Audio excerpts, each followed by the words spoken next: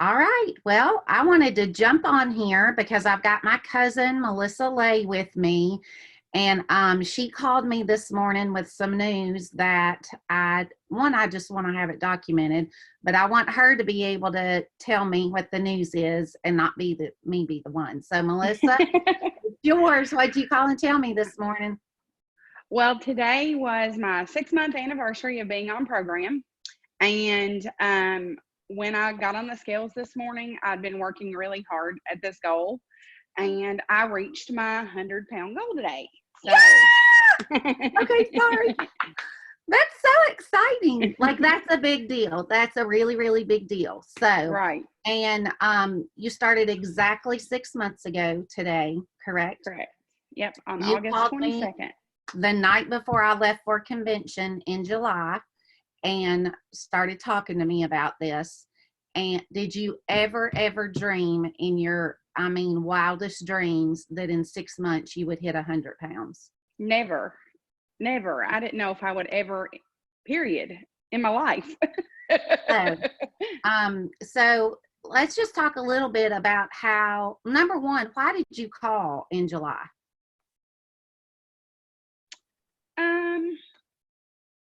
We had talked previously. Right.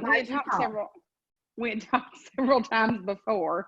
But I had gotten to a point in life that I said I wasn't gonna cry. That I couldn't walk hardly, that I just kind of felt like I was at the end of my rope, and that if I didn't make some changes in life, that my life was going to be short-lived. And that was a huge reason why I was like, I have to do something now. So. That's perfect. And tell me just a little bit about your journey. Number one, has this been anything like, I don't know what you thought it would be like going into it. So tell a little bit of what's it been like? Well, I've learned to make foods that taste just as good, just a healthier version. That, sometimes people are like, oh, really? There's no way that's good. And it's delicious. And my family eats the meals that I fix. My husband loves them. My daughter loves them. I've had her friends over that eat them and they like them. So it's not something that's hard. It's just getting that mindset of knowing that this is what I have to do. These are my whys, and let's get started. And so, that's what I did. Just for you all that don't know, if you didn't hear me earlier, Melissa's my cousin. So, number one, my very first convention, I shared your picture. I pulled it up and I showed it to David. I showed it to my coach. And I just said, I want to be able to have an opportunity to talk to her sometime. Like this, I think can change her life. And I want to be able to talk to her. But I don't want it to come across that, one, I'm hounding her about anything. Two, that I'm telling her she needs to do something. I just feel like this is something that can change your life. And I truly started praying in July of 2017 to have an opportunity to talk to you. So I see you, and she lives in Kansas and I'm in Kentucky, but now she's repping the big blue. She still cheers for the right color of blue. But so we saw each other at a family wedding. We went to Allie's wedding in November of that year, and we talked about it a little bit. Mm-hmm. And we had talked off and on. But when she called in July, now I'm frantically packing that night for the next morning. And I was just like, oh dear. Like, because Melissa and I don't get off the phone. Like, it's not a 2-minute conversation. Like, we're going to be on the phone for a while. So I just thought, you know what? I'm putting it on speaker and let's just talk because she's ready to talk. And so we did. And then I don't know that it was, well, I think we pulled up some pictures that night and looked at some people who'd been on their journey. Mm-hmm. I got to see one of them while we were gone and take a picture with her so I could send it to Melissa. But I just knew there was something about your mindset at that point that you were just ready. Everything that you said, you were just ready. What do you think was different about your mindset? You know, I kept feeling worse and worse and worse. And I was to that point that, again, that if I didn't make a change, that it wasn't good. So I was to the point that I was in so much pain. Um, my daughter plays college softball, and at the time she was still playing her last year of competitive. And I couldn't hardly walk into ball tournaments and the ball games that Chris didn't have to pack a chair for me or his ball bucket, that I had to stop and sit on it because I was that miserable. I got to the point where I cried when I got up to go to the bathroom, back to the living room. There were just so many factors that played in of why my mindset was there, because not just that, I had went to the doctor right before I started this and did labs just because I wanted to see where everything was, and found out after Kimberly and I had already ordered the program the week before that when my labs came back that I was a type 2 diabetic, which that has all reversed doing this program. Also, that I had high cholesterol, which I've had my entire life. I was told it was hereditary by the doctors always.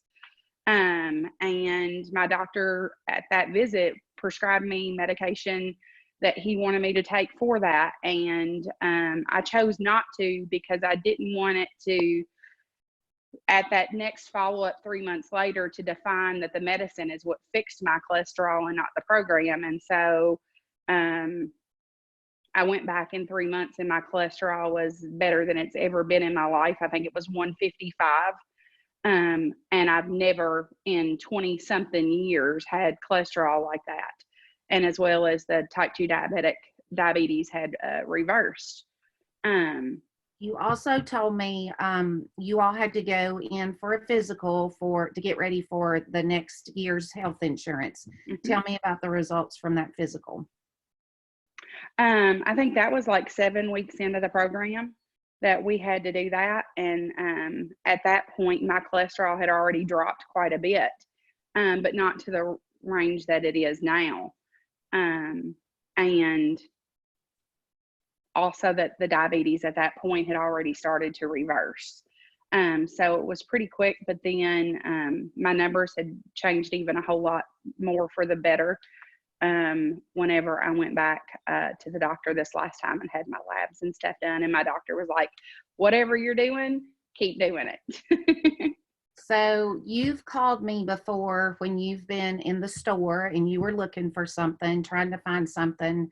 But I know why that's a big deal, the location that you were calling me from, but I want other people to hear, why was that a big deal? Of going to the store, mm-hmm. because that was something I had stopped doing. I didn't feel well enough for at least over a year that I didn't want to go shopping. I didn't feel like shopping. I didn't want to go in the store. My husband did most of the grocery shopping, or we ordered stuff online and picked it up or had it delivered. Because I physically couldn't do it. I didn't feel like I could do it. So we come from a family of really good cooks, and just country comfort cooking is what we enjoy. So we've had a really good time sharing recipes back and forth. Tell me a few of your favorite things that you cook. There's one that's called unstuffed cabbage, which in Southern terms is like goulash. Without the macaroni, and it has cabbage in it. You would think, oh, really? Like, that's a big difference, but it tastes just the same. All you're doing is replacing the carbs of that, the pasta with cabbage, which is really good for you. Mm-hmm. And it doesn't change the taste. Which has allowed you to think of other recipes and things that you like. And right. You have learned how to switch out things, how to replace pasta and like you made, I think, lasagna. Hmm. Tell me how you made lasagna.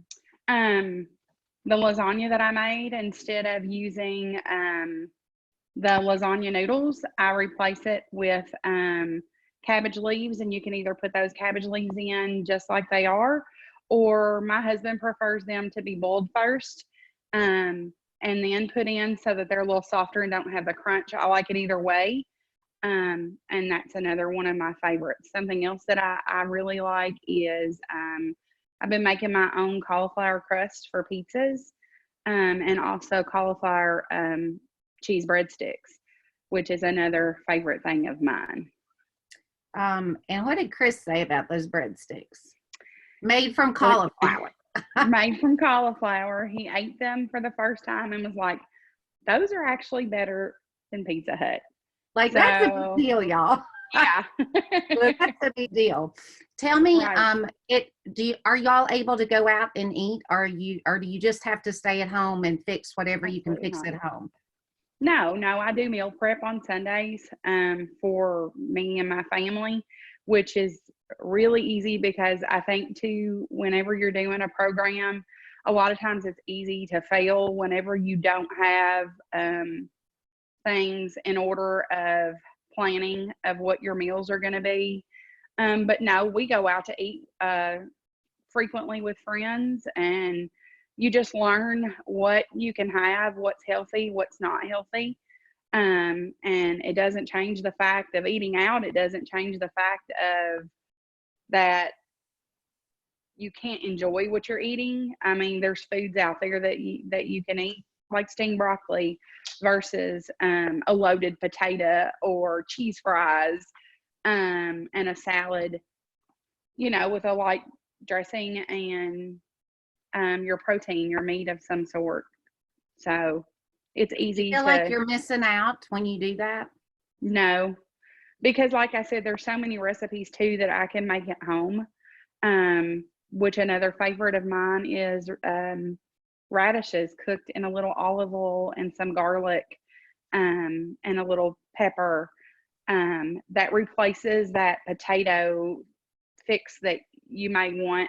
And I've even thought about trying to do those with a little cheese on them in the oven and bake them and just see how those turn out, Mm-hmm. because I mean, that gives me that potato, that fix for the potato. Right. So When you traveled at Christmas time, was that hard to stay on plan? How hard from Thanksgiving to Christmas was it to stay on plan?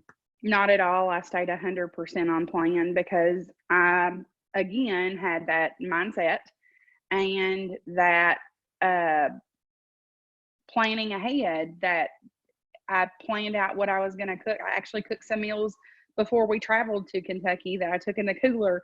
And then once I got there, I cooked some other meals, and we ate out a lot too with friends, but you can still do that. It's not because I'm doing a different lifestyle and I'm being healthier that I can't go still enjoy things out with friends and those kind of things. So What I want people to take away from this is one, if you don't know Melissa, she is pretty stubborn. So once she's decided she's going to do something, like she told me before Christmas, oh, I will stay on plan 100%. And I was like, oh, yeah, she'll stay on plan 100%. Like, I have no doubt. So, like, once she's decided she's going to do that, that she didn't use Christmas as an excuse, but she also was chasing a goal. And I think that's important. And you've met this first big goal. And so, like, what's your next goal? What are you trying to achieve? I still have a lot to lose. I think it's you just kind of take those next steps and you go to that next 25 and then that next 25. And some people look at me and they're like, oh, there's no way that you weigh that much to want to lose another 100 pounds. But I do. And I do want to lose that next 100 pounds. So Sent me a picture and said, I think, were you maybe around 20? Maybe yeah, 18, something like that. yeah. And she just said, it's been a long time since I've been here, but this is what I'm going after. And I think that's important to have a visual to know this is what I'm chasing. But I just want to remind you that if you feel this good being down 100 pounds, think about once you meet that girl again, what you're going to feel like. Right. So what's something you and Chris have done this week that's new for you? We started walking, which is something that one of my good friends and she and I used to walk 3 miles a day when I lived in Kentucky. And, you know, life got in the way. My child started playing competitive ball, and I kind of let myself go and was more focused on what my family was doing, my child was doing, and continued to gain weight gradually. And then I was like, oh my gosh, this is what's happened. And thought that I would never be able to lose it because I had just let myself go. Now, mind you, I had other issues that played a role in some of that. I had injured my back, which I've had back pain for years since I started this program. My back doesn't hurt anymore, and that's kind of crazy because in 2010 is when I hurt it. It was July 12th. I won't forget it. It was a day after my birthday.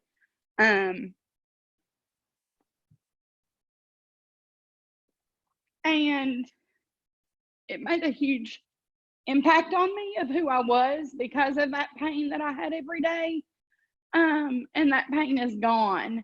And I started having knee problems, knee pain. I had surgery 2 years ago in February when I was at my heaviest.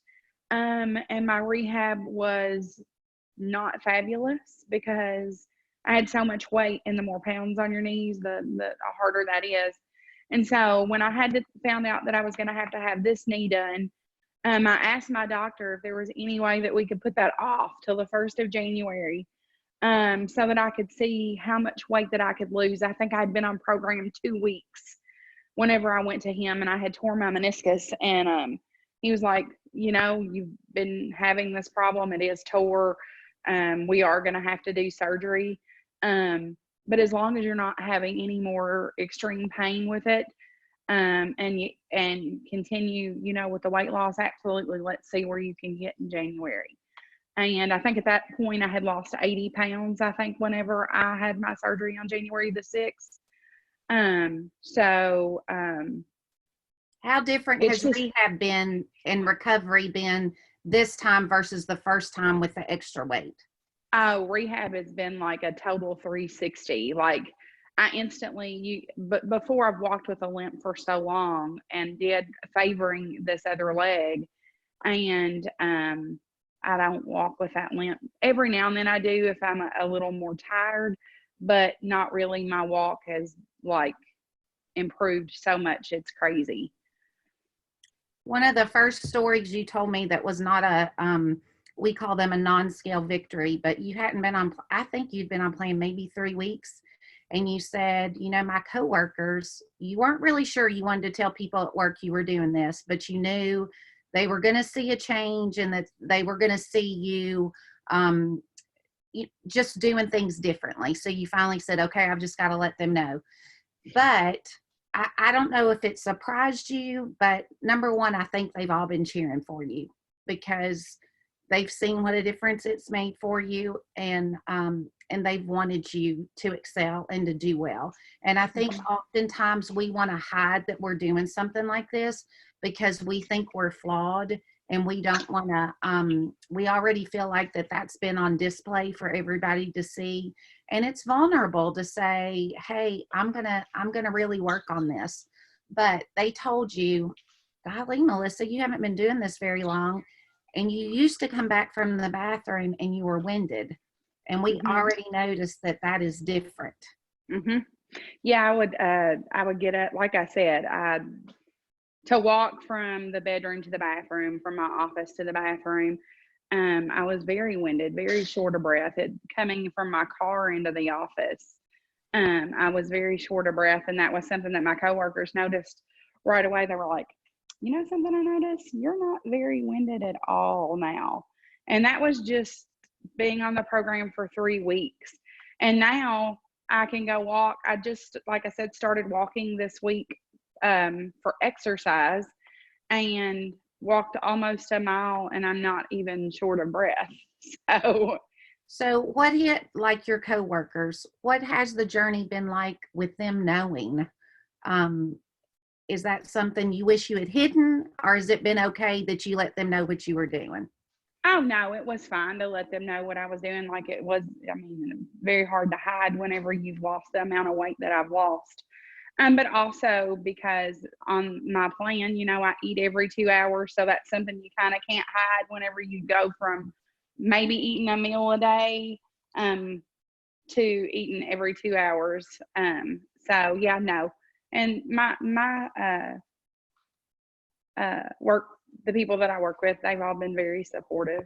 So Tell me about coaching, because I hear a lot of people say, well, when I get to a certain weight, then I'll start coaching. But have people been asking you, like, what made you decide to coach?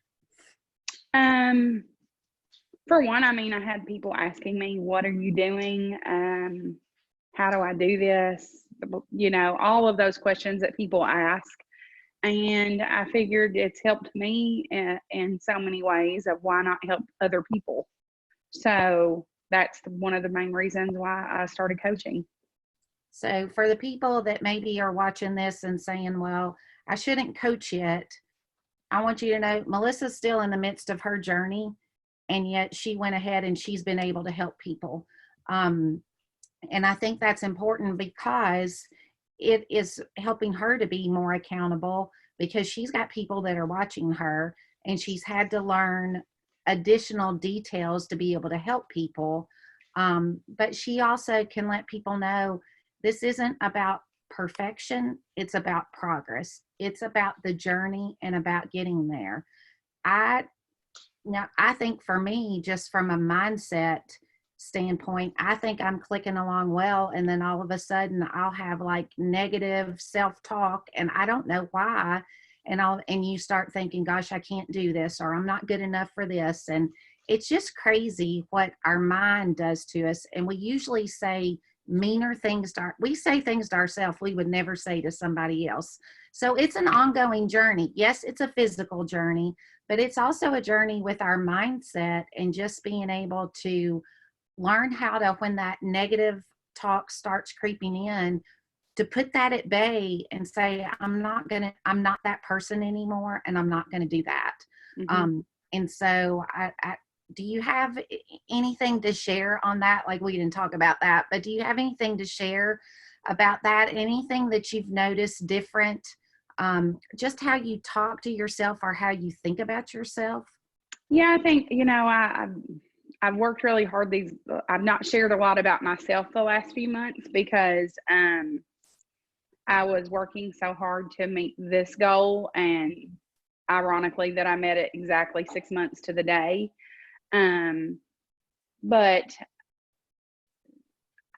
not everybody can see the changes sometimes when you're losing weight and you're doing things differently. But I do see that. And you just see those changes. What do you see about how you feel about yourself, or when you look at yourself in the mirror, are you saying anything different to yourself? Let's keep losing. Okay. Because some people look in the mirror and think, I don't see any difference. No, but And I you do. still see, part of the journey is changing your mindset, and where you carried weight. It is a process of being able to say, gosh, that weight's gone because I know what size clothes I'm wearing now. But I Right. think women in particular are really hard on ourselves and think we don't look like whoever in a catalog. And well, they've probably been photoshopped. They probably don't look like that either if we saw them actually. But so that's something that I've noticed for me, has just, I've been able to be most of the time a kinder version to myself. And but I think that's something as women we just really have to work on, to think, one, to take the time to take care of ourselves. We're so busy taking care of our family, doing our jobs, we don't take care of ourselves. And so I think there are a lot of women in our age group that finally go, oh gosh, like, if I don't take care of me, I'm not going to be around to take care of them. So I better stop and do something for me. Right. And my family has been very supportive. They, like I said, they eat the meals that I fix. And we've all just kind of chosen a different health journey altogether. And it's been great for me and my family. So, well, good. I wanted people to hear from you, because it's different to hear it coming out of your mouth and to see the look on your face to know you've achieved that goal. You've got more you want to do, but wow, you're 100 pounds closer than you were 6 months ago. And that is like amazing. And I can tell you've got joy that I think that was really buried just because of the pain. One of the physical pain that you were going through, but we all go through emotional pain. Absolutely. So you were carrying physical baggage that caused you to carry emotional baggage. And I think you've lost that as much as you've lost physical weight. And that allows your inner joy to really come out. Right. And so that's exciting to watch. And I just know the journey's going to keep getting better and better, because I feel like you finally feel like you're worth working on. And I think, and we've all got to get to that point to say, I am worth working on. And wow, this feels great. And so you do want to share that. So thanks for being authentic. Thanks for being vulnerable and being willing to talk about it, because it is hard to talk about, but at the same time, it is so freeing. And as I've watched just chain after chain after chain fall off of you, you don't want to keep that quiet. You want other people to know. Right. That. So that's why I wanted us to be able to get on here. And if I could do a backflip, girl, I'd do a backflip, because I am so super duper excited for you. And I'm excited just to see what's going to happen next and what's the big goal you're going to meet next. But also, I'm excited to keep watching the people that you're going to be able to help. And you've changed for your family, just what their future is going to look like. But then for the other people that you're going to have the opportunity to coach, just how you're going to be able to change them and give them a hope that they haven't had in a long time. So if you're looking for a coach, right there's your girl. She can help you. So thanks for your time. And I'm going to go watch my nephew play a little basketball. So, and you cheer on the Cats, because I'm not going to be see that before me. I'm going to not get in until about halftime for that. So, thanks. I'm super proud of you. I'm so grateful that this has reconnected us. We had moved and we were in other states, and life had gotten busy and it had gotten in the way of us being family, and it's allowed us to reconnect. So it's giving you the gift of health, but it's given me a cousin back that I really hadn't had in a long time. And that's been super cool too. So before we both cry, we're just going to say, great job. And this has been an awesome journey. And I'm super proud of you. And I love you. Thank you. Bye.